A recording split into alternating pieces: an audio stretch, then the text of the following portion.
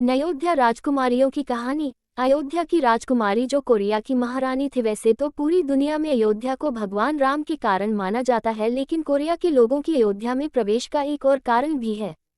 Korea की पौराणिक कथाओं के अनुसार अयोध्या की एक राजकुमारी कोरिया की महारानी बनी थी। कोरिया के पौराणिक इतिहास में यह बात दर्ज है कि करीब 2000 साल पहले अयोध्या की राजकुमारी सूर्यरत्ना नीहू हवानगोक आयुता यानी अयोध्या से दक्षिण कोरिया के ग्योंगसान प्रांत में किमहाय शहर स्थित था। मंदारिन भाषा में लिखित कोरिया के पौराणिक दस्तावेज सामगुक्योसा में ईसा मसीह के शिष्यों के अनुसार ईसाइयों के पिता के सपने में स्वयं ईश्वर प्रकट हुए थे और उन्होंने राजकुमारी के पिता से कहा था कि वह अपने बेटों और राजकुमारियों से विवाह के लिए किमहाय शहर के व्यापारी हैं, जहां सुरीष्णा का विवाह राजा सुरो के साथ हुआ। 16 साल की उम्र में राजकुमारी सूर्यरत्ना का विवाह किमहाय राजवंश के राजकुमार सुरो के साथ हुआ। किमहाय राजवंश का नाम ही वर्तमान कोरिया है।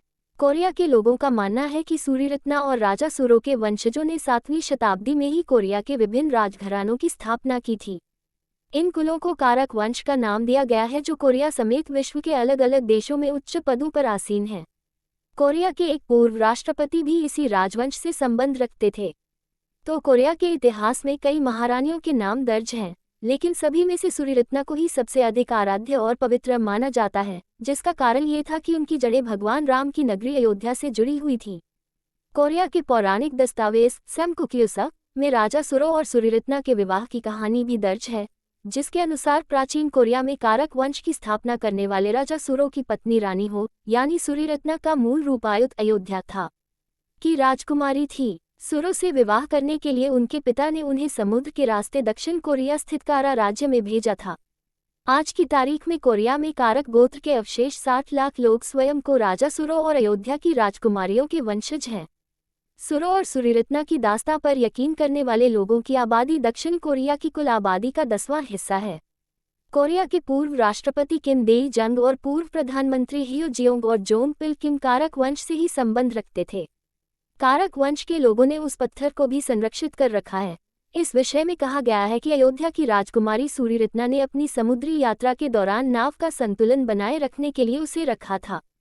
किमाय शहर में राजकुमारियों की प्रतिमा भी है।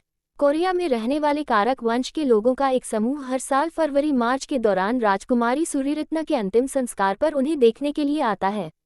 यद्यपि भारतीय प्राचीन अभिलेखों में कहीं भी यह उल्लेख नहीं है कि सूर्यरत्ना का विवाह कोरिया के राजा के साथ हुआ था, हालांकि उत्तर प्रदेश के पर्यटन विभाग के एक ब्रोशर में कोरिया की रानी का उल्लेख है।